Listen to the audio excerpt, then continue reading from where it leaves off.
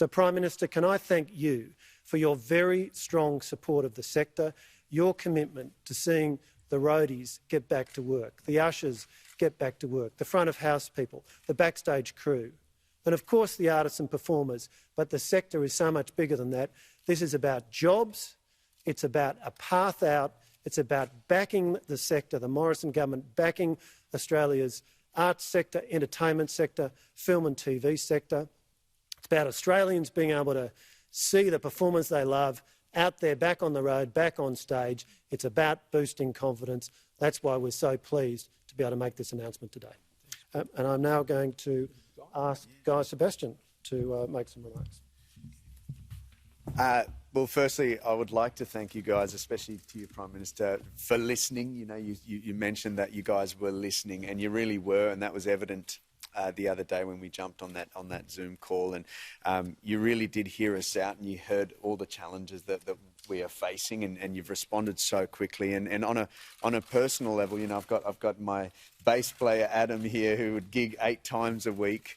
And that really has dried up to nothing. And it's people like him, it's like all the people that you mentioned, people who are doing the rigging, people who are driving trucks. There's a whole ecosystem under an artist like myself and so many others that it takes to put on a show. But also, I think importantly, there's a huge lag of time. You know, I'm putting on a tour myself, but there's a 6 to 12 month planning period for me to be putting on a tour and standing on a stage like this. And so it's great that you guys are, you know, filling that gap with this aid, and it's going to really aid us to be able to fill this gap and not have the industry fall off a cliff. Because I really do believe if we didn't have this, there would be so many highly skilled people that would go to other places and other sectors, and we would lose them, and it would be so incredibly hard to rebuild this wonderful arts culture that we have here. So thank you so much, and thanks for hearing us on behalf of myself as an artist, but also people like Adam, who's here today. We're really appreciated